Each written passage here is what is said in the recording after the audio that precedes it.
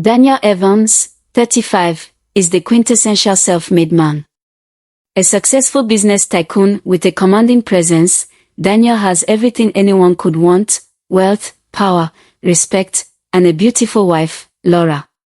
He's the type of man people admire, and his life appears perfect from the outside. Charming and charismatic, Daniel is the epitome of success, well-liked by colleagues, friends, and even rivals. He is known for his unwavering loyalty, honesty, and generosity, qualities that have earned him the trust of everyone around him. To the world, he is an ideal, someone who has worked hard and achieved everything he's ever dreamed of. But what truly sets Daniel apart is his core belief in trust. His motto is simple: trust is everything. Without it, you have nothing. He's a man who believes that loyalty and transparency are the foundations of any successful relationship, both in business and in life.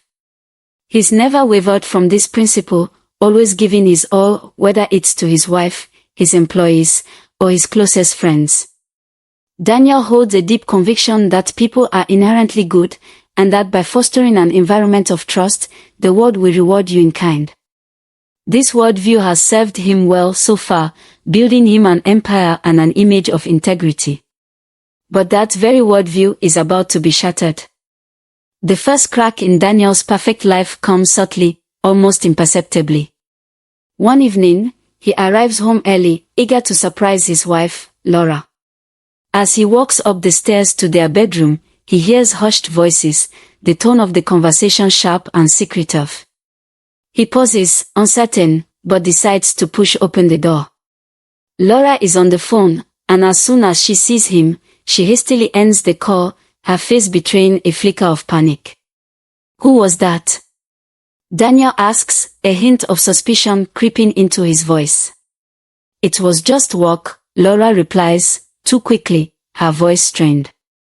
Her usual warmth seems to have faded, replaced by a defensive coldness. Daniel tries to brush it off, attributing her behavior to stress from her job. But deep down, a small seed of doubt is planted, one he can't quite shake. Over the following weeks, Daniel starts noticing more oddities, small, seemingly insignificant things that build up over time. Laura becomes increasingly distant, her affection toward him cooling. She avoids eye contact and withdraws into herself. Even their conversations, once filled with laughter and lightness, become strained and clipped. Daniel convinces himself it's just a phase, perhaps the result of work pressures or family stress. Yet, the cracks in their marriage are impossible to ignore. Even more troubling is the increasing time Laura spends with Mark, a close friend Daniel has known for years.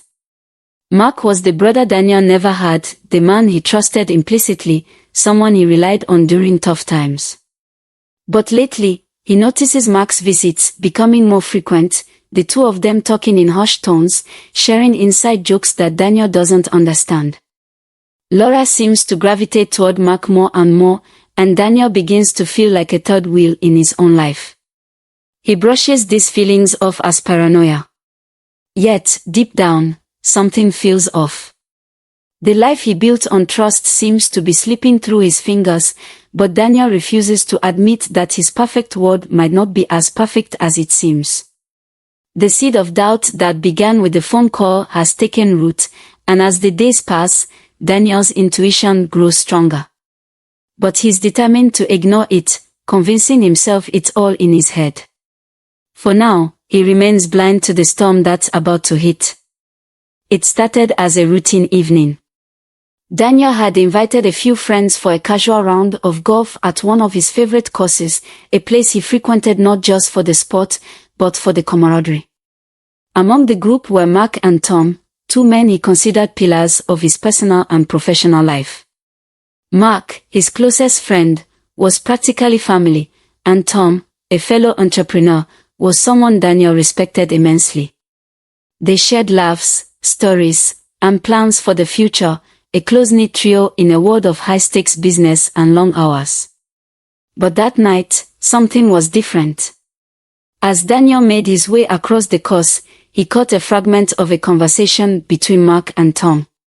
At first, he thought nothing of it, a casual exchange, perhaps about the upcoming project or an investment opportunity. But then he heard something that made him stop dead in his tracks. "We can take over the whole thing.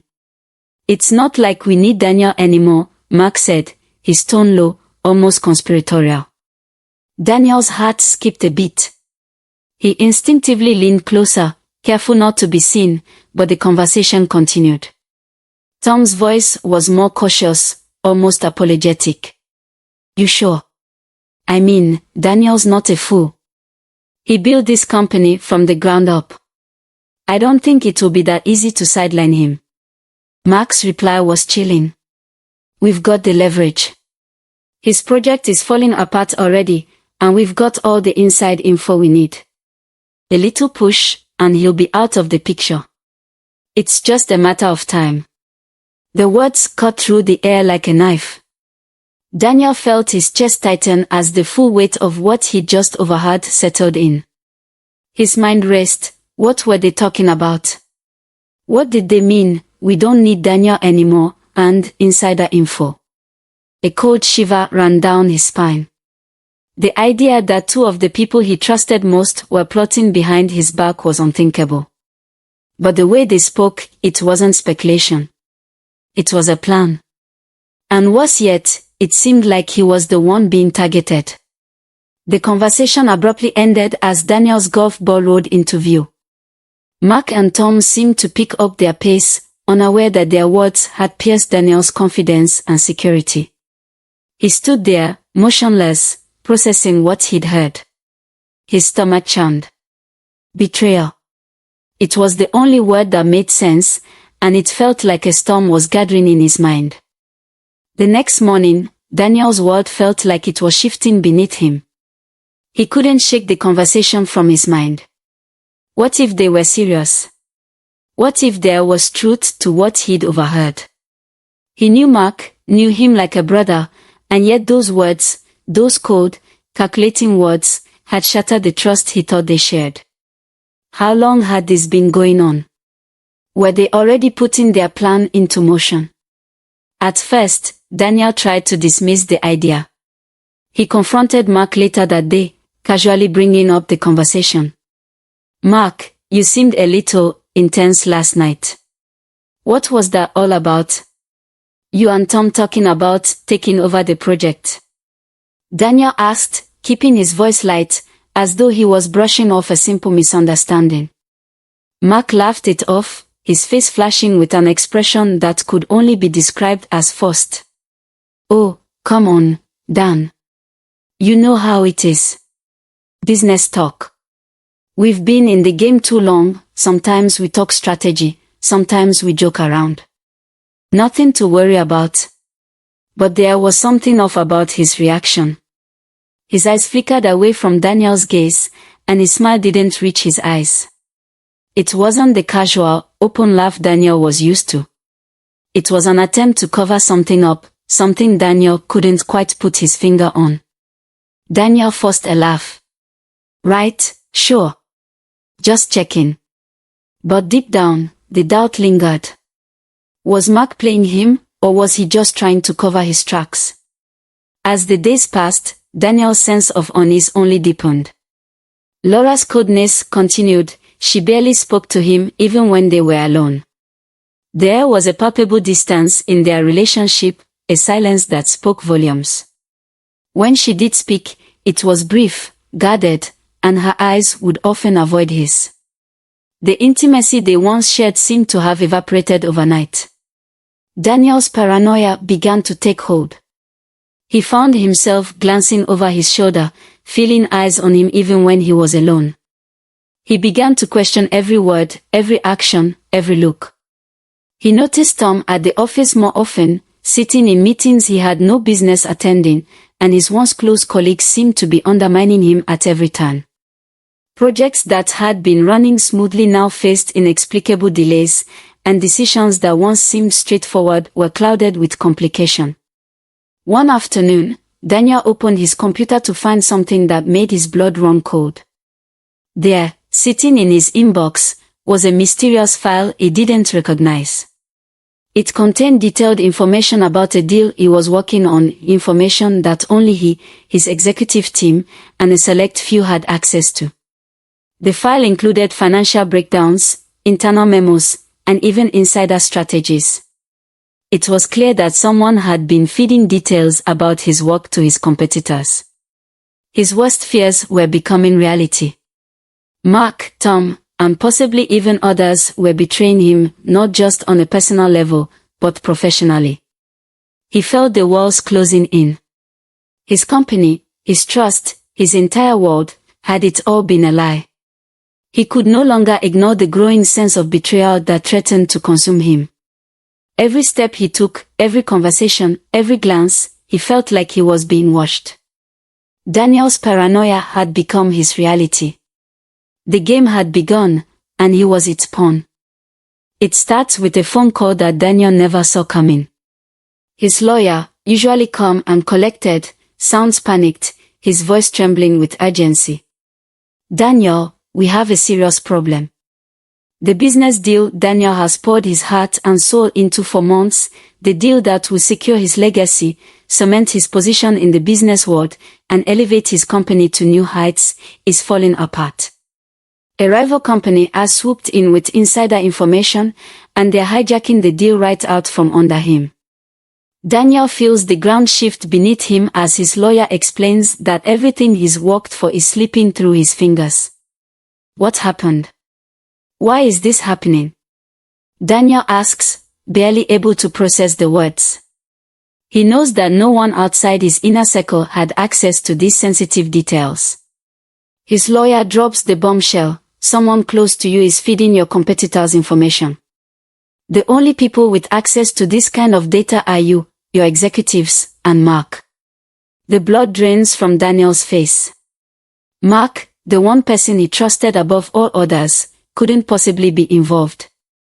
Could he? His heart races as the reality begins to sink in. Someone he thought was a brother, a best friend, a man he relied on without question, may have been betraying him all along.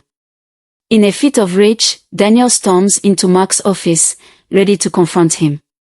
The one safe space where they had shared their ideas, their dreams, their ambitions now feels suffocating.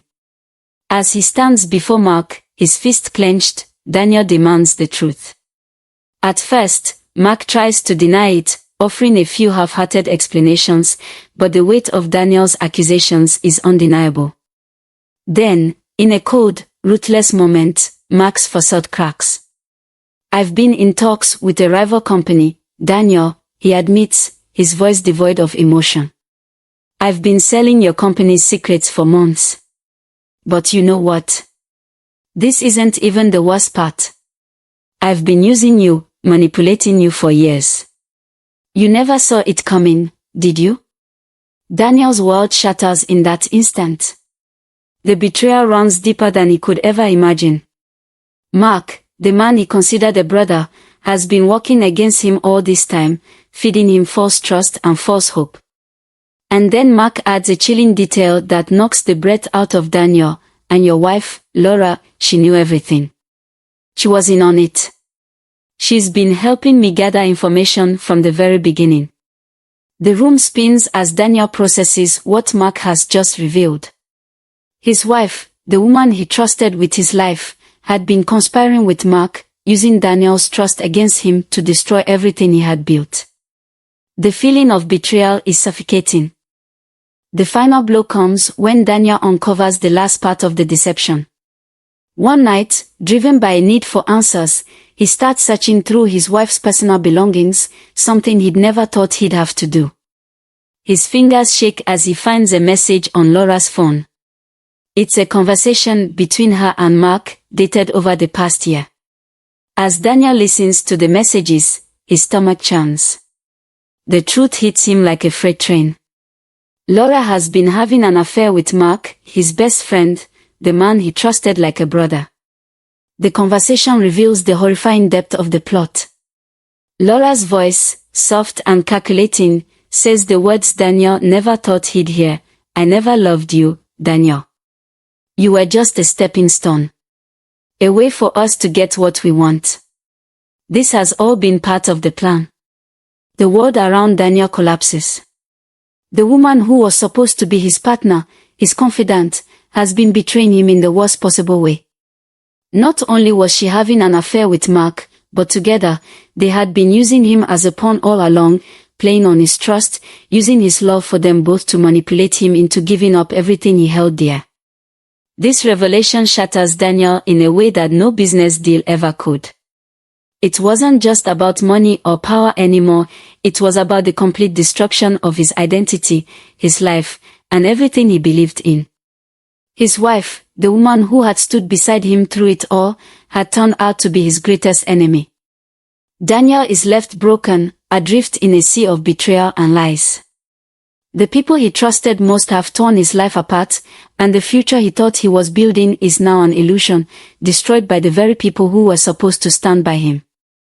Just when Daniel thought he had reached the lowest point in his life, a mysterious message arrived on his phone. It was an anonymous text, the sender's number hidden, and a single line, "You're not the only one being played." Along with the message was a video file, titled simply, "Watch this before it's too late." His instinct screamed at him not to open it, but something inside him pushed him to do it. What he saw would destroy everything he thought he knew about his life, his family, and the people closest to him. The video was grainy, taken in what looked like a dimly lit conference room. Daniel recognized the faces immediately, his parents, his siblings, and even his childhood friends, people he trusted with his very soul. What he couldn't believe was what they were saying. The footage revealed a covert meeting where his family and friends discussed a carefully crafted plan to undermine him and take control of his life's work. His father, the man Daniel had looked up to his entire life, was at the center of it all. His voice, once a source of inspiration, now sounded cold and calculating. "We've done everything to make him believe we're on his side. But it's time to take what's ours," his father said, his tone dripping with malice. Daniel never knew how easily he could be replaced. The shock hit Daniel like a physical blow. His father, the man who had raised him and been his role model, had been plotting against him for years. Worse yet, his entire family had known about the affair with Mark and had turned a blind eye, seeing it as another piece in the puzzle to bring Daniel down. The plan had been to strip Daniel of everything he'd built, to destroy his career, his relationships, and ultimately, his sense of self. All this time, his family had seen him not as a son, but as a tool, a pawn to be used to further their own wealth and status. His success had always been a source of envy, and now they were ready to finish what they had started. The weight of the video was unbearable.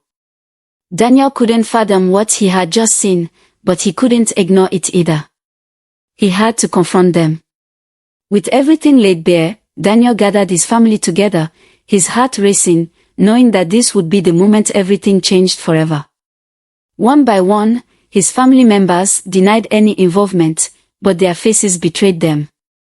His mother, once a loving figure, looked away in shame. His sister, whom he had trusted with his deepest secrets, couldn't meet his eyes. The guilt was written all over their faces. They knew, and they had been complicit. Then, his father, his rock, the man who had always been his guide, spoke. "Daniel, you've been too good to us. Too generous. You were always destined for success, but it was never meant to be this way. We were never going to let you take over the family business. You always overshadowed me, and I couldn't stand it." The words cut deeper than anything Daniel had ever experienced. His father's envy, his lifelong resentment, had been festering beneath the surface. The very man who had shaped him, who had encouraged his dreams, had been working behind his back to tear him down. In that moment, Daniel's emotional collapse was inevitable. The life he had built, the trust he had placed in his family, his friends, his colleagues, was all a lie. He crumbled to the floor, unable to hold back the flood of tears. The years of loyalty, the love he had given them all, meant nothing. His world was shattered, and with it, his belief in everything he had worked for. His father's cold words echoed in his mind, haunting him long after the confrontation ended. Daniel never knew how easily he could be replaced. It wasn't just his family who had turned on him, it was the betrayal of a lifetime. Daniel had been living a lie, and now, there was nothing left. His trust, his hope, his sense of connection, all of it had been destroyed. The once ambitious and driven Daniel has transformed into a shadow of his former self. After the devastating betrayal by those closest to him, he retreats from the world, unable to face the life he once knew.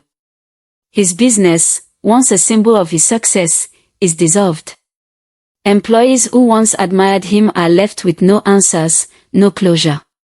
Friends, family, and even acquaintances try to reach out, but Daniel disappears from their lives without a trace. He severs every connection, including his carefully curated social media profiles, his digital life as empty as the cabin in which he now resides. The secluded cabin in the woods, once a symbol of peace and solitude, becomes Daniel's prison. He isolates himself further, no longer seeking human interaction. The world outside seems distant, a place where trust and loyalty no longer exist. Days blend into nights, and Daniel grows increasingly withdrawn, his only companions the haunting memories of betrayal and the echo of his own thoughts. His mind, once sharp and clear, is now clouded by a profound cynicism. He becomes consumed with bitterness, unable to look at anyone without wondering what they truly want from him. Trust is a concept he now finds impossible to comprehend. Every relationship he had, whether romantic, familiar, or professional, was nothing more than a tool for manipulation. Love, loyalty, and friendship all seem like illusions. The only thing Daniel now believes in is survival, protecting himself from further harm, and ensuring he never falls prey to anyone again. The man who once saw the best in people is gone, replaced by a man who expects only the worst. Just as Daniel has accepted his fate, living in the isolation of his self-imposed exile, a knock on the door disturbs the silence of his cabin. He is not expecting visitors, and his first instinct is to ignore it, to continue his retreat from the world. But the persistent knocking grows louder, and eventually, he answers. Standing at the door is a mysterious woman. Her appearance is unsettling, confident, poised, yet with a glimmer of knowledge in her eyes that makes Daniel uneasy. She speaks with an eerie calmness, as if she has known him for years. I know everything, she says. About your family, your business, the betrayals you've endured. It was all part of a larger plan. The woman's presence stirs something deep within Daniel, a mix of curiosity and dread. She reveals that his downfall wasn't just about Mark or Laura or his father's jealousy. In fact, she claims that even the anonymous tipster who had tried to expose the conspiracy was merely a small piece of a much larger puzzle. You were just a pawn in a game, she tells him. A game played by people far more powerful than you or your family. There are forces at work here, Daniel. Global forces that control everything. Before leaving, she gives him one final, chilling revelation. Laura, Mark, and even your family, they weren't the masterminds. They were controlled. The true orchestrators are people even higher up the food chain, people whose names you never know. Daniel is left standing in the doorway, his mind racing with disbelief. The weight of the woman's words sits heavily on his shoulders. For the first time in a long while, he feels as though the world he thought he understood is slipping through his fingers. He is left questioning whether anyone in his life, whether anyone he trusted, was ever truly on his side. Daniel stands frozen in the doorway, the mystery of the woman's revelation consuming him. His life, once filled with ambition and purpose, is now nothing but an endless cycle of betrayal and distrust. He stares out into the darkness of the woods, the uncertainty of his future looming before him. The woman's words echo in his mind, you are just a pawn. Is trust ever truly possible, or is everyone in our lives simply playing a part in a game we can never fully understand? The cycle of betrayal, it seems, is endless, and Daniel's place in it is far from over. Thank you for watching.